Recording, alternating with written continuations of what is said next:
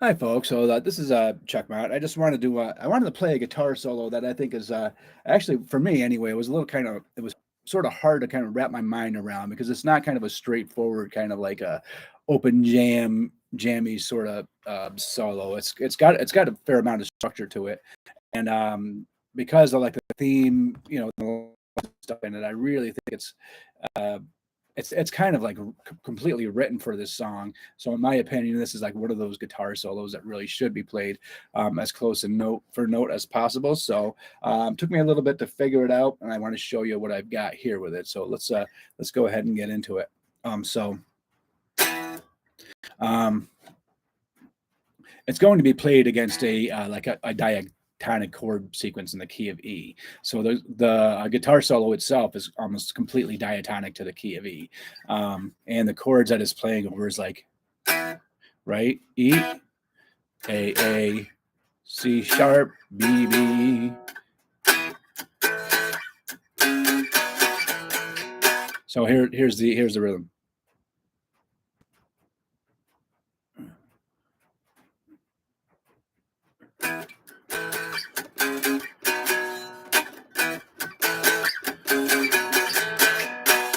Um, and it starts it up in around the 12th fret, around that position there. Makes a lot of use of the notes from the major scale. So they're kind of debatable to say that there's some pentatonic stuff going on in here, but mostly it's kind of licks just kind of built around the E major. But it's built around largely chord tones around the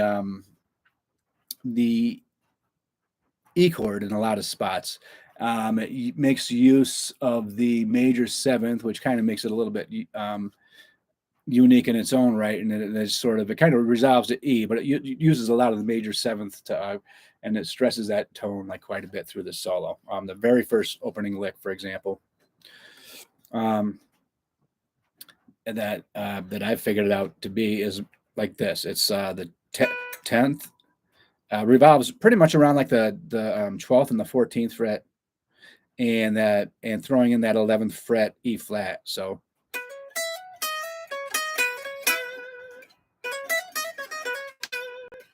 if you can get that.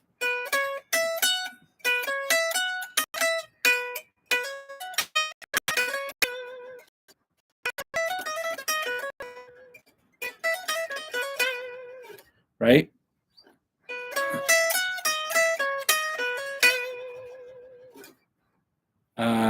Then kind of drops down to here and it's kind of so 5th fret.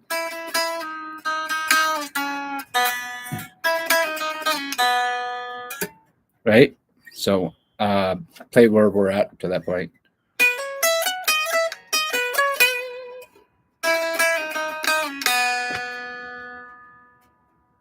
Okay, maybe stop, practice that a little bit, then come back for the rest of it. So, but the rest of it is essentially kind of a hammering off the B string. Just a bunch of hammer-ons out with a B string. Starts with a in the 2nd fret.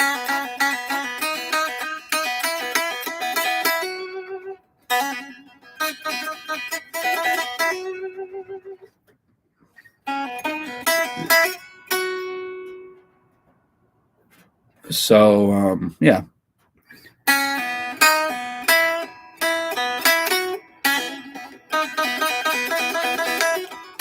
Oops. And then just sort of kind of from the 5th and the 7th, it's just sort of on the B string.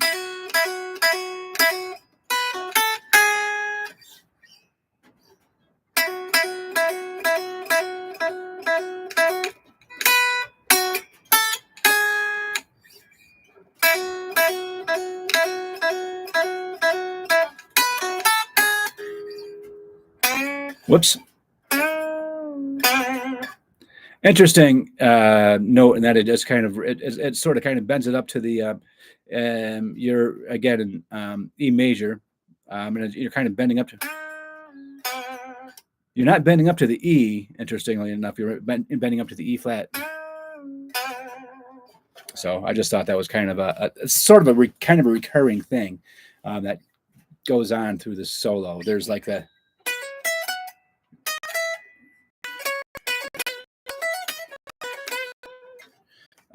you hear the E flat in there. You hear it again here.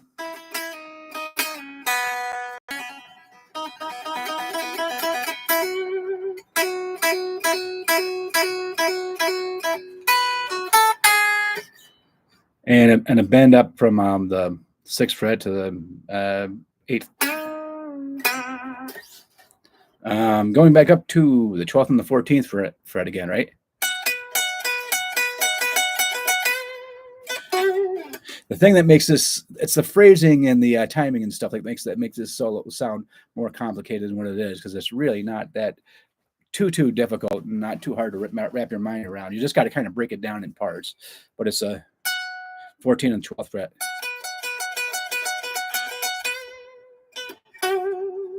It's throwing in that F sharp there in the G string, right? Here, actually, there's an F sharp right here.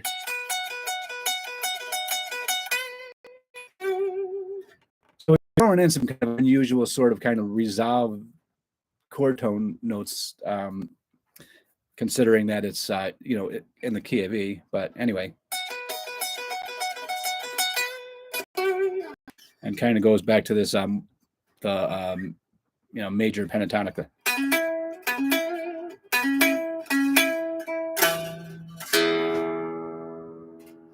So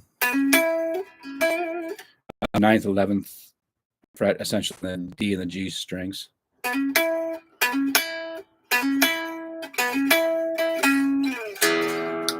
Open E, right?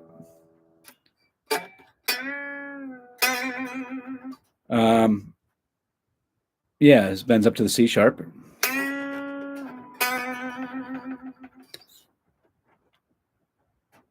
The only use of the flatted 7th, kind of sort of. That's I don't want to make this harder than what it needs to be, but he bends up from the 15th to the 17th appears.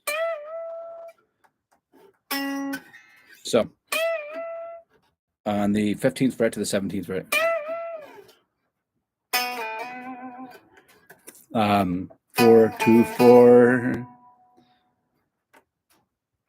4 4 4 4 4 4 4 4 4 6 6 6 6 8 8 with a little pinch harmonic on the end there.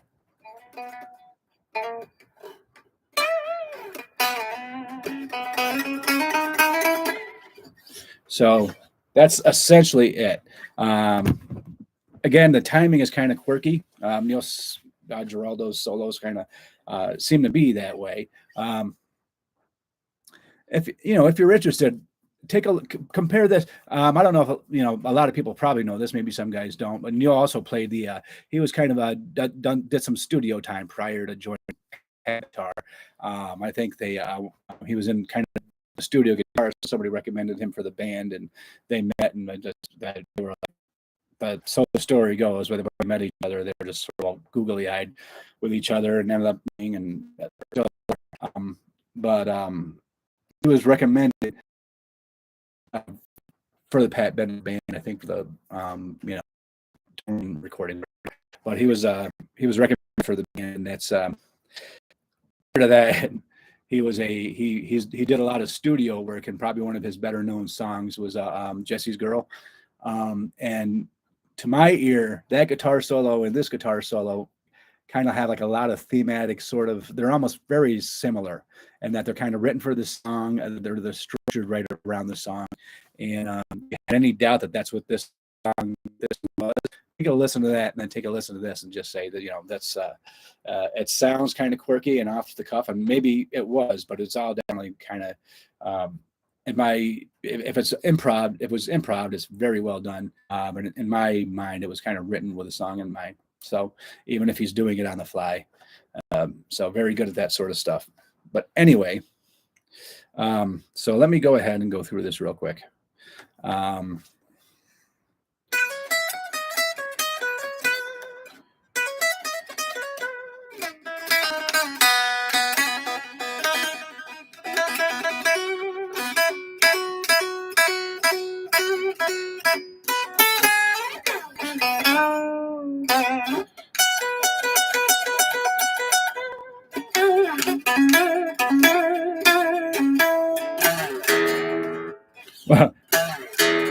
Oh man.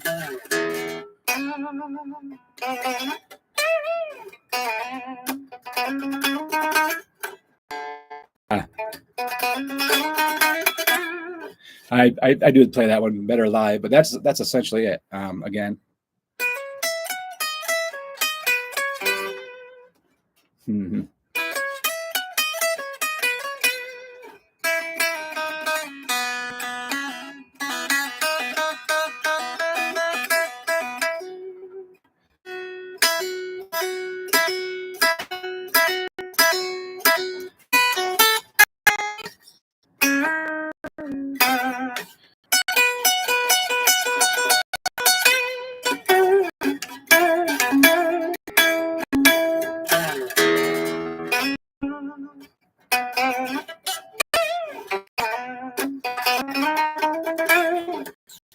That's the solo.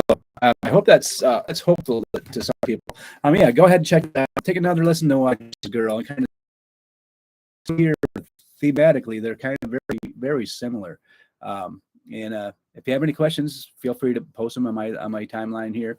And like, subscribe, and if you like these lessons that I'm putting up, feel free to comment and subscribe to my channel. And we'll thank you for doing so, and I'll talk to you soon. All right, thanks, and bye bye.